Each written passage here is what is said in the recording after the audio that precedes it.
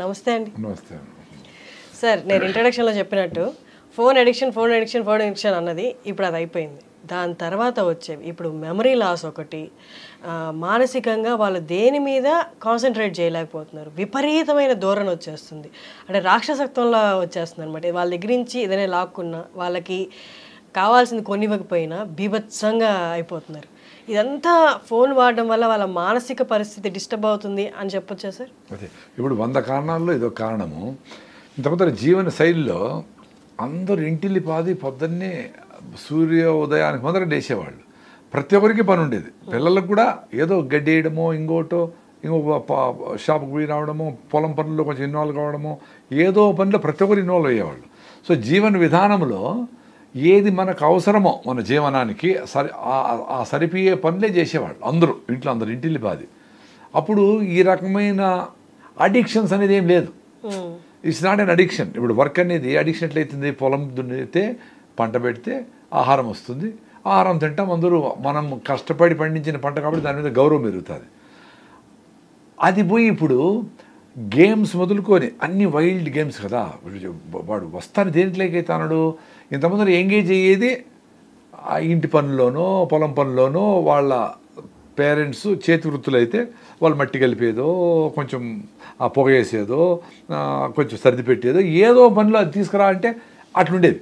ఇంకా ఒక 7 ఏళ్ళ అమ్మాయి 2 ఏళ్ళ చంటి బిడ్డను వేసుకొని కొంచెం చూసుకో అంటే అమ్మ వాడు అరుస్తానంటే ఆ ఒంటికి పోసేసి అటు కప్పేసి కడిగేసిరా అంటే వాడికి ఈ నాపిలు చెత్త చెదారం ఈ హగ్గీలు ఏమి లేకుండా కూడా మేనేజ్ చేసే లెవెల్లో కూడా చిన్న బిడ్డ 6 ఏళ్ళకు ఉండింది.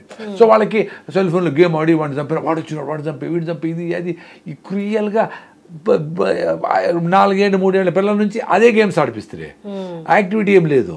స్కూల్లో ప్రెషరు, చదువు నువ్వు మార్కులు ఎక్కువ రావాలా లేకపోతే అని. ఇంట్లో చాలా ఇష్యూస్, ప్రెషర్, ఎక్కడ చూసినా కంఫర్టబుల్గా హ్యాపీగా రాండి కూర్చొని కలుస్తున్నాము అనే పరిస్థితి లేదు. మరి వాళ్ళకి బ్యూటిఫుల్గా మంచి సైకలాజికల్గా మంచి గ్రోత్ ఉండి ఫిజికల్గా ఎక్కడ ఉంటా ఉంటారు. సో మొత్తం డిస్టర్బ్ అయిపోయింది కదా. ఎవరు ఒప్పుకున్నా ఒప్పుకోకపోయినా ఏదో వీక్లీ మేమందరూ కలిసి హోటల్ పోతాము, దట్ డజంట్ వర్క్. సో మనం చేసే పని మనకు సొసైటీకి ప్రకృతికి పర్యావరణానికి ఉపయోగపడేట్టుగా ఉంటేనే కంఫర్ట్ ఉంటుంది. అది లేనప్పుడు డిస్టర్బ్డ్గానే ఉంటాం. దానికి ఎంగేజ్ చేసే టైము పెద్దోళ్ళు ఇవ్వడంలే. సో పిల్లలు ఎంగేజ్ చేయాలంటే ఏం చేయాలా? ఒరే కొండ ఎక్కుదాం, ఈరోజు నైట్ పోయి కొండ మీద స్టే చేద్దాం, మనం అక్కడే వండుకొని తిందాం, అడవిలో పోయి ఉందాం, చెట్టుకి కూర్చుందాం, ఇట్లాంటివి స్విమ్మింగ్ నేర్చుకుందాం, నదిలో మనము స్విమ్మింగ్ చేద్దాం, ఇట్లాంటివి ఏంటో లేదా ఒక్కొక్క పిల్లని తెచ్చుకుందాం, దానికి మొత్తము స్టడీ చేసి దానికి ఏం వ్యాక్సిన్ లేవల్ల అన్ని రోజుకమ్మరా చదువుతో పాటు ఇవి కూడా ఉండాలి. ఒక కుక్క పిల్లను, ఒక పిల్లినో, ఒక పక్షినో చేరదీసి దాన్ని ప్రేమగా ఒక చెట్టు నాటి విత్తనం ఎట్లా వస్తూ ఉంది, ఏం జరుగుతూ ఉంది అని దాన్ని వైపు నడిపిస్తే వాడు ఎంగేజ్ అవుతాడు. సో వాళ్ళ పేరెంట్స్ ఏమనుకుంటా ఉంటారు, అవన్నీ వేస్ట్, చదివి మార్కులు తెచ్చుకుంటే ఏదో అయిపోతే ఇంకేదో అయిపోతాడు అనుకుంటా ఉంటారు. పెద్దోళ్ళు టీచర్లు అందరూ మార్కులు తెప్పించడానికి సీరియస్గా పనిచేస్తూ ఉంటారు. పేరెంట్స్ అందరూ ఆస్తులు సంపాదించి వీడికి ఏదో చేసేయాలని. సో వాడికి నేచర్తో కనెక్షన్ పోయింది కదా. సో డిస్టర్బ్డ్ అయ్యేది ఫిజికల్గానే కాకుండా ఫుడ్తో పోయింది. సో సైకలాజికల్గా కూడా వాడికి ఏం చేస్తే కంఫర్ట్, సైలెంట్గా ఉందామనే ఆలోచనే లేదు కదా. మీరు చూడండి పిల్లల్ని 5 మినిట్స్ కూర్చోమంటే కూర్చోలేరు వాళ్ళు. అన్లెస్ టీచర్ భయంతో 45 మినిట్స్ కొడతాము ఏదో పనిష్మెంట్ వస్తుంది అని ఇంట్లో ఎవరైనా భయపెట్టించే వాళ్ళు ఉంటే, ఎవరు భయపడరు ఇప్పుడు పిల్లలు, ఎవరు భయపడ్డం ఎవరికి అంటే తప్ప అస్సలు ఓపిక్గా కూర్చొని ఆ సన్ రైజ్ను సన్సెట్ను చూడు, ఆ చీమలకు చక్కెర వేయి, మన పిచ్చుకలు బయట ఉండే కొంచెం ధాన్యం వేయి, మన కుక్కను ఇప్పుడు కడుగుదామా, ఇట్లా పనులు ఎవరు చెప్పడం లేదు చూడు. ఎవరు వర్కర్స్ చెప్పేసి పనులు చెప్పేసి ఇట్లే అవుతా ఉంది. సో వీళ్ళకి బిగ్గెస్ట్ ఛాలెంజ్ ఏమంటే వీళ్ళని ఒక పని మీద కుదురుగా కుసిపెట్టేది. అది పెద్ద పని అయిపోయింది. ఇప్పుడు కుదురలేదు. ఇప్పుడు కూర్చొని నువ్వు ఓన్లీ సన్సెట్ చూడరా, ఓ 10 నిమిషాలు సన్సెట్ ఎట్లయితుందో చూడు, దాని మీద మనం మాట్లాడుకుందాము అని ఏ పేరెంట్ అన్నా ఏ టీచర్ అన్నా స్టూడెంట్కి చెప్తారా? ఏం జరుగుతుంది సన్సెట్ అంటే? అసలు ఊరికే ఉండరా నాయన, పోనీ మెడిటేషన్ చేసి, చిన్నపిల్లలకి మెడిటేషన్ చేయమని ఏం చెప్తాం? మెడిటేషన్ చేసి నువ్వు ఏదో ఆలోచన వస్తుంది దాన్ని పక్కన పెట్టు, దాన్ని అబ్జర్వ్ చేయి అని జిడ్డు కృష్ణమూర్తి గారు చెప్పిండేదో, బుద్ధుడు చెప్పిండేదో చెప్పేంత స్థితి ఉండదు కదా పిల్లలకి. సో వాళ్ళకి నిజంగా నేచర్లో ఉంటారు వాళ్ళు ఆ ఏజ్లో. సో నేచర్ ఫ్రెండ్లీగా ఏం చేయాలో అవి చేయాలి వాళ్ళకి. సీరియస్గా వాటి మీద ఎంగేజ్ చేస్తే వీటి మీద ఇంట్రెస్ట్ తగ్గుతూ వస్తుంది. సో మనం అంత ఇంత గ్యాడ్జెట్స్ వచ్చినాయి, ఇన్ని ఇంప్లిమెంట్స్ వచ్చినాయి, ఇంత కరెంటు వస్తువులన్నీ వచ్చినాయి, ఇంకా మనము మన కోసము, మన పిల్లల కోసము, సొసైటీ కోసము మనము టైం ఇచ్చే పరిస్థితి లేదంటే మరి ఏం చేయాలా? సో ఈ బిగ్గెస్ట్ ఛాలెంజ్ ఇప్పుడు అది. హెల్త్, ఫిజికల్ హెల్త్ పోయిండేదని తెలుసు. చాలామంది పిల్లలకి because of the health of the mother is not well, పుట్టిన చైల్డ్ కూడా 6 హిమోగ్లోబిన్ ఉండి ఆమెకి మందులు వేసి, టాబ్లెట్లు వేసి, ఫోలిక్ యాసిడ్, జింకులు, ఐరన్లు వేసి పిల్లల్ని పెంచుతూ ఉంటారు, పొట్టలోనే పెంచుతూ ఉంటారు. అంటే యూరియా, డిఏపి వేసిన పంట ఎట్లా పెరుగుతుందో, అది గాలికి ఎట్లా పడిపోతుందో, వీడు 4 కిలోలు బరువు ఉండాడు, కానీ బయటకు వచ్చినప్పటి నుంచి వాడికి ఇమ్యూనిటీ లేదు. సో వాడికి హెల్త్ చిన్నప్పటి నుంచినే స్పాయిల్ అయింది. వాళ్ళకి 20 ఏళ్ళు వచ్చేటప్పటికి థైరాయిడ్ ప్రాబ్లము, రకరకాల సమస్యలు, డయాబెటీస్, చిన్నప్పటి చైల్డ్ డయాబెటీస్ కూడా వస్తూ ఉంది. వీటికి అన్నిటికీ కనెక్టెడ్గా పెద్దోళ్ళు పిల్లోళ్ళని డెఫినెట్గా వాళ్ళకి అవసరాలు, వాళ్ళకి ఆ ఇంట్రెస్ట్ కలిగించి వాళ్ళకి పెయింటింగా, ఒక పెట్ రేరింగా, మొక్కల, ఫారెస్టా, ఇంకోటే అనే మంచి ఫ్రెండ్స్తో కలిసి డిబేట్ చేసేదా, ఏదైనా సబ్జెక్ట్ మీద ఇప్పుడు పొల్యూషన్ అవుతూ ఉంది, ఎయిర్ పొల్యూషను, వాటర్ పొల్యూషను, నదుల పొల్యూషను, సాయిల్ హెల్త్ పోతూ ఉంది, వీటన్నిటి మీద మనం డిస్కస్ చేద్దామని తమాషగా చెప్పాలా. మనం చెప్పే టార్గెట్ అంతా వాళ్ళకి టెన్షన్ చూడండి. దీని మీద రాస్తే, నువ్వు ఎలక్ట్రీషియన్స్ రాస్తే నీకు ఫస్ట్ ప్రైజ్ రావాలా, సారీ గూగుల్లో సెర్చ్ చేసి వాడు ఫస్ట్ ప్రైజ్ కోసం టార్గెట్ తప్ప దీన్ని నేర్చుకుందాము, అసలు ఇది మనకి జీవితంలో ఇది అవసరం కాబట్టి మన నదులు ఏంటి, ఎందుకు పొల్యూట్ అవుతూ ఉన్నాయి, దాన్ని ఏమైనా మార్చేదానికి వీలవుతుందా, లేదా రెయిన్ వాటర్ని ఎట్లా సేవ్ చేయాలా, మనం సాయిల్ని ఎట్లా దాన్ని కన్జర్వ్ చేయాలా, దాని సాయిల్ హెల్త్ బాగా పెడితే దాంట్లో న్యూట్రిషియస్ వాల్యూ పెరిగితే ఆ ఫుడ్ తింటే మనం హెల్తీగా ఉంటాము. అది వెరీ లాజిక్, దానికి ఏం సైన్స్ అవసరంలే. ఇట్లాంటివన్నీ సైన్స్లో పెట్టి వాటిని స్కూల్లో కూడా వాళ్ళకి ప్రతి ఒక్కరికి మినిమం ఇంత ఏరియానిచ్చి దాంట్లో మొక్కలు పెట్టించాలి.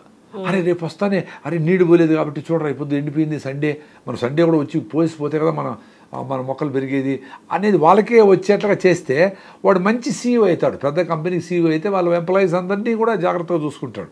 అందుకే నేచర్తో కనెక్షన్ ఇచ్చే విధంగా వాళ్ళ జీవన విధానం మార్చేదానికి సొసైటీ అంతా పనిచేయాలి, ముఖ్యంగా టీచర్లు, ఇంట్లో పేరెంట్స్. బయట పోయినప్పుడు అంతా వీటి గురించే మాట్లాడాలి. ప్లాస్టిక్లు వాడకుండా రీసైకిల్ చేయడము, ప్లాస్టిక్లు తక్కువ వాడడము, అసలు వాడకుండా ఉండడము, ఇట్లాంటివన్నీ వాళ్ళకి ఎందుకు అనే క్వశ్చన్ వాళ్ళనే రప్పించి వాళ్ళతో చెప్పించాలి. సార్ ఇప్పుడు బాగా అందరూ మాట్లాడుతున్న ఒక పదం ఏంటి అంటే స్లో లివింగ్. అందరూ పరిగెట్టాల్సిన అవసరం లేదు, నెమ్మదిగా వెళ్ళినా కూడా ఇది కూడా జీవన విధానమే, నెమ్మదిగా వెళ్దాము, పరిగెట్టేసి ఏదేదో చేసి అలాంటి స్ట్రెస్ అవసరం లేదు, స్లో లివింగ్ అని హ్యాష్ ట్యాగ్ ఇన్స్టాగ్రామ్లో కూడా అదే అవుతుంది. మీకు దాని గురించి మీరు విన్నారా సార్? స్లో లివింగ్ అనేది నేను కూడా చెప్తా ఉన్నా. ఆ స్లో ఫుడ్ కెఫే అని పెట్టాలని చాలా 5-6 ఏళ్ల ముందరే నేను ఏదో యూట్యూబ్ చెప్పినట్లుండా. ఫాస్ట్ ఫుడ్స్ అని ఉండదు కదా, ఫాస్ట్ ఫుడ్స్ అంటే టటగా తినేస్తారు కదా, స్లో ఫుడ్ కెఫే అని పెట్టండి. అక్కడ జొన్న రొట్టెలు ఇంచుకొని నిదానంగా ఆ పప్పులతో కలిపి ఈ గుగ్గిళ్ళు ఇలాంటివి అన్నీ రిచ్ ఫుడ్, బట్ స్లోగా నమిలి డైజెస్ట్ అయ్యే ఫుడ్ తింటే ఆరోగ్యంగా ఉంటారు అని. వెరీ సింపుల్ అది. ఆరోగ్యం ఇచ్చేటివన్నీ స్లోగానే పోతాయి లోపలికి. ఫాస్ట్గా వెళ్తూ ఉంది ఐస్ క్రీమో, ఇంకొక నూడిల్సో, పేస్తాలు గిస్తాలు అంటే అది డేంజర్ అని అర్థం. అంటే బాడీకి అర్థం చేసుకొని మైండ్కు బాడీకి కొహరెన్స్లో జరిగే ఫుడ్ కుకింగ్లో కూడా అట్లే ఉండాలా. స్లోగా కుక్ చేసి నిదానంగా తినాలి. ఫాస్ట్గా ప్రెషర్ కుక్కర్కి వేయకూడదు, బట్టి పాత్రలో చిన్నగా నానబెట్టుకొని ఉడకబెట్టుకొని తింటే న్యూట్రిషియస్ వాల్యూ వేస్ట్ కాకుండా ఉంటుంది. దానికి పెద్ద పెద్ద రీసెర్చ్లు కూడా తిరిగినాయి, మట్టి పాత్రలు ఎందుకు వండాలా ఇట్లాంటివన్నీ. సో ఈ స్లో ఫుడ్ లివింగ్ అనేది, స్లో లివింగ్ అనేది ఫుడ్లోనే అనుకున్నాము, బట్ జీవన విధానంలో కూడా స్లోగా అంటే ఈ పరిగెత్తేదొద్దు అని. అంటే పొద్దున్న నుంచి పరిగెత్తి సాయంత్రం వచ్చి అప్పుడు తినేదానికి టైం లేకుండా 12 గంటలకు చేరి అప్పుడు ఫ్రిడ్జ్లో నుంచి తీసి వేడి చేసుకొని అప్పుడు తిని ఎప్పుడో 6 గంటలకి కంప్లీట్ చేయాల్సిన ఫుడ్ని 12 గంటలకు, ఇవన్నీ వీటి నుంచి బయటపడడమే స్లో లివింగ్ అనుకుందాం. దాంట్లో ఫుడ్ కూడా ఉంది, జీవన విధానం కూడా ఉంది, ఆలోచనలు కూడా ఉన్నాయి. ఏదో టార్గెట్ అనుకొని మనకి నెక్స్ట్ వీక్ అంతా అయిపోవాలి, ఇది ఒక ప్రాజెక్ట్ అయిపోవాలంటే వాళ్ళకి టీం లీడర్కి ప్రెషరు, కంపెనీకి అందరికీ ప్రెషరే. సో అందుకని ఈ జీవన విధానంలో ఈ జాబ్ అనేది పెద్ద కల్ప్రిట్.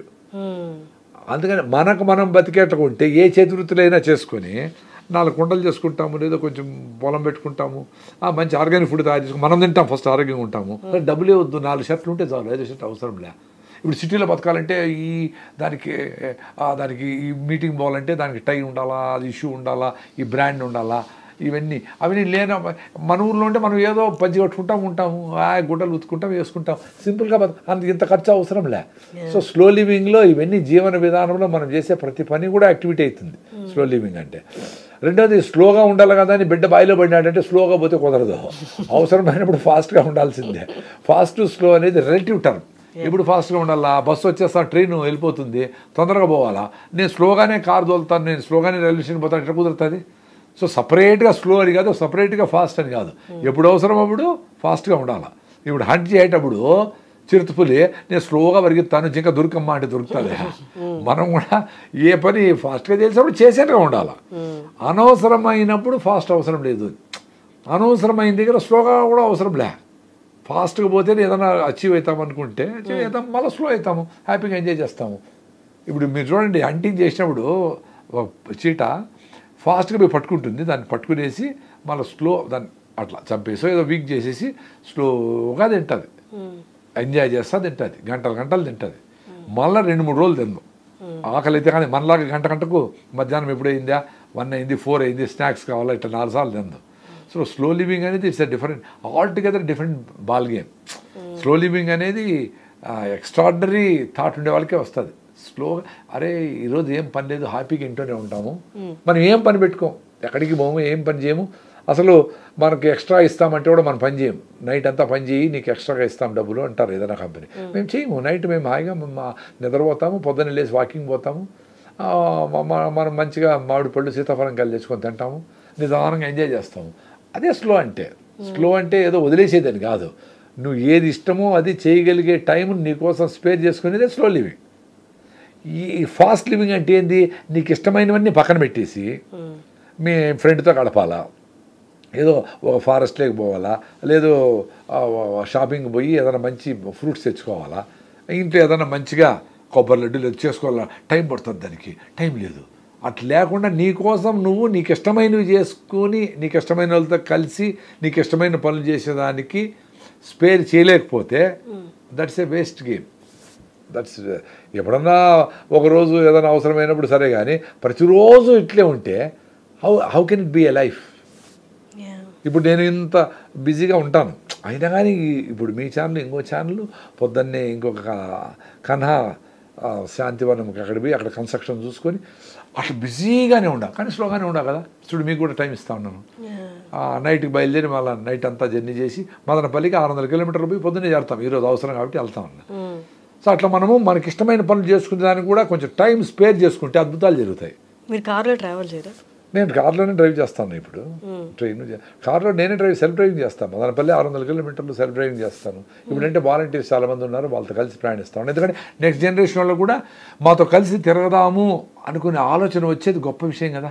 ఇప్పుడు యంగ్స్టర్స్ ఎవరన్నా ఈ వీడియో చూసి సార్ నాకు ఈ బిజీ లైఫ్ అవసరం లేదు, నాకు ఈ బిజీ లైఫ్ సంపాదించిందంతా ఈఎంఐలకు సరిపోతా ఉంది, సో ఇంకా ప్రమోషన్ వచ్చి నెలకు 5 లక్షలు వచ్చింది అనుకోండి, ఎవరో అడ్వర్టైజ్మెంట్ చేస్తారు, 50 ఫ్లోర్లో నువ్వు ఇదేదో వ్యూలో ఉంది, ఇది 10 కోట్లు అని వేస్తావు. ఉన్నాయి కదా 10 కోట్లు కూడా ఉన్నాయి కదా ఫ్లాట్ ఇక్కడ. సో 10 కోట్లు ఉండే దాన్ని కొంటాడు 5 లక్షలు జీతం ఉంటే, దీన్ని తీర్చడానికి మళ్ళీ 20 ఏళ్ళు పడుతుంది. అరే నీ జీవితం అంతా ఈఎంఐలకి డబ్బులు ఎక్కువ వచ్చి ఇంకా ఈఎంఐలకి ఇంకా ఎక్కువ ఉంటే ఇంకోటి ఏదో స్విట్జర్లాండ్కి పోయి అక్కడ ఎంజాయ్ చేద్దాము, ఇక్కడ గండికోట గండి చెరువు అక్కడ ఉంది, ఇక్కడ చాలా చెరువులు ఉన్నాయి, దుర్గమ్మ చెరువు, అడవి రోప్వే మీద ఉండొచ్చు, రకరకాల ఇట్లా ఊరి బయట పోతే కూడా చాలా ప్లేస్ ఉన్నాయి ఎంజాయ్ చేసేదాన్ని. ఇక్కడ ఇవన్నీ పోస్ట్పోన్ చేసి 10 ఏళ్ల తర్వాత ఒక వారం రోజులు స్విట్జర్లాండ్కి పోయేదే టార్గెట్ పెట్టుకుంటారు. ప్రతిరోజు సన్ రైజ్ అవుతూ ఉంది, ప్రతిరోజు చిలుకలు పిచ్చుకలు వస్తూనే ఉన్నాయి, ప్రతిరోజు నువ్వు ఎంజాయ్ చేయొచ్చు మూమెంట్లో. స్విట్జర్లాండ్ కూడా పోయి ఎంజాయ్ చేయండి. టార్గెట్ పెట్టుకొని ఈరోజు పండగ సంక్రాంతి రోజు ఊరికి పోయి ఎంజాయ్ చేయాలా అనుకొని 362 రోజులు బాధపడతా పని చేయాలా. ఆ రోజు ఇంకేదైనా సమస్య వచ్చిందంటే టెన్షన్ వచ్చి ప్రాజెక్ట్కి రెడీ కావాలి, నువ్వేది పండగ పోతాడని అమెరికా నుంచి చూడ కంపెనీ, సో ఆడ పోయి కూడా టెన్షన్ ఆడే పని చేస్తూ ఉంటా ఉంటాడు. ఎంజాయ్మెంట్ అనేది అట్లే ఒకే మూమెంటే జరుగుతూ ఉండాలి. ప్రతిరోజు జరిగేదంటే పని, ఎంజాయ్మెంటు, బాధ, సుఖము, కష్టము, హ్యాపీనెస్, అప్పటికప్పుడే ప్రెషర్ రిలీజ్ చేసుకోవడము, ఇవన్నీ అట్టే కంటిన్యూగా జరిగే ప్రాసెస్. అది సపరేట్గా ఈ రోజు పెట్టుకొని నా బర్త్డే కాబట్టి ఎంజాయ్ చేస్తాను అనే దానికి లేదు. నీ బర్త్డే రోజు ఇంత పెద్ద బర్డన్ వచ్చి పడవచ్చు నీకు. ఎప్పుడు వీలైతే అప్పుడు లైఫ్ను అట్లా ఆస్వాదించేది మూమెంట్లో ఉండడం. దట్స్ వాట్ ఓషో కానీ జిడ్డు కృష్ణమూర్తి కానీ చెప్పడం. ఈ ప్రజెన్స్లో ఉండు, మీతో మాట్లాడుతూ ఉన్నాను, మీతో మాట్లాడే తప్ప నాకు ఏమైనా గుర్తు రాకూడదు, అది మూమెంట్లో ఉండడం. సో అది ఎంజాయ్ చేస్తాం. అదే కష్టం కదా సార్. ఇప్పుడు ఫోన్ ఎత్తితే నలుగురు ఏం చేస్తున్నారో నాలుగు పనులు కనిపిస్తున్నాయి. అసలు నేను చేసేది కరెక్టే కదా, కంపారిజన్ స్టార్ట్. తర్వాత ఇది వద్దులే, ఇది చేద్దాం, ఇది బాగుంది, ఈ అంతా సగం పనులే కనిపిస్తున్నాయి. అందుకే ఇప్పుడు చాలా ప్రాక్టికల్గా ఆలోచించి నేను కొన్ని వీడియోలు పెద్దవాళ్ళవి చూసింది నేర్చుకుంది ఏమంటే, మన వల్ల ఏ చిన్న పనులు చేసుకుంటే హ్యాపీగా ఉంటారు. మీ వల్ల ఏంది, మీ టేబుల్ సర్దుకొని, మీ డస్ట్బిన్ కొంచెం క్లీన్ చేసుకొని, మీ బెడ్షీట్ మీరు మడత పెట్టుకొని, మీ బాత్రూమ్ మీరు కడుక్కొని, మీ అమ్మకి ఏదో కూరగాయలు 10 నిమిషాలు కోసి ఇచ్చేసి, మీ మోటార్ సైకిల్ మీరు తుడుచుకుంటే ఇవన్నీ అయ్యేదే కదా. సో 5-6 పనులు రోజు హ్యాపీగా నేర్పిస్తాయి. మీ ప్రమోషన్ కోసము ఇంకా 2 ఏళ్ళు ఉంటుంది టైం అనుకుందాం. అయ్యో ఇంకా 2 ఏళ్ళు వెయిట్ చేయాలా అని 370 రోజులు బాధపడే కంటే లాస్ట్ 5 రోజులు, ఈ 370 700 రోజుల్లో 2 ఏళ్ళు అంటే 700 రోజుల్లో లాస్ట్ 5 రోజులు దాని గురించి ఆలోచించవచ్చు కదా. 300 రోజులు అదే తిప్పుతా ఉంటుంది చూడండి. మీ మైండ్లో ఏం తిరుగుతుంది, ఏది కాదో అది ఎప్పుడైతుందో అని ఆలోచిస్తూ ఉంటాం. ఏది నీ చేతుల్లో ఉండి నీకు ఇప్పుడు ఇన్స్టెంట్గా ఏది చేయాలనో దాన్ని పోస్ట్పోన్ చేస్తాం. లాస్ట్కి చిన్న పని ఇంట్లో ఏదైనా చెప్పింటారు, అది కూడా 10 రోజులు పోస్ట్పోన్ చేసి ఉంటావు. ఏదైనా తెమ్మని అయ్యో మర్చిపోయినాని అంటావు. ఏమి ఆఫీస్ పల్లె పని, అరే నాయన ఇంటికి వచ్చేటప్పుడు ఏదో మామిడి పళ్ళు తీసుకురామని చెప్పింటారు. అది చేసేదానికి టైం లేదంత బిజీగా నువ్వు జాబ్ ఉంటే ఆ జాబ్ని వదిలేయాలి కదా. లైఫ్ అట్లా వెళ్ళిపోతూ ఉంది. 60 ఏళ్ళు అయిపోతా ఉన్నాయి ఇట్లే. వాళ్ళు ఏంది అట్ ది మోస్ట్ అచీవ్మెంట్ ఏంది, ఏదో టీమ్ లీడరో ఇంకోటి ఏదో అవుతావు. కానీ ఎన్ని పోగొట్టుకుంటాడు. That's what it is. ఏ సీజన్లో ఏ వచ్చిన ఫ్రూట్స్ తిందామా, అట్లా ఆ నేచర్ని ఆ రెయిన్లో నాని పిల్లోడితో పాటు అడవిలోకి పోయి బురదలో పడి, మరక కూడా మంచిదే అని ఎవరో వేస్తాడు కంపెనీ వాడు. అరే నువ్వు వాడు మరకేసేది ఏంది, నువ్వే బురదలో హ్యాపీగా. ఇప్పుడు న్యాచురల్ క్లాత్ అంతా ఎర్రమట్టి, మంచి ఎర్రమట్టిలో వేసి న్యాచురల్ కలర్స్ వేస్తూ ఉంటారు. సో అట్లా నేచర్ దగ్గర ఉంటే 100 సొల్యూషన్స్ ఇస్తుంది నువ్వు హ్యాపీగా ఉండేదాన్ని. మనం మాత్రము ఏది మన వల్ల కాదో ఐఐటి అయిపోవాలా, మంచి మ్యాచ్ దొరకాల పెళ్ళికి, మళ్ళా మగపిల్లోడు పుట్టాలా, వాడు హెల్తీగా పుట్టాలా, మన హెల్త్ మాత్రం 6 ఉండాలి హిమోగ్లోబిన్, వాడు హెల్తీగా. ఇన్ని కండిషన్లు పెడితే ఎట్ట కుదురుతుంది.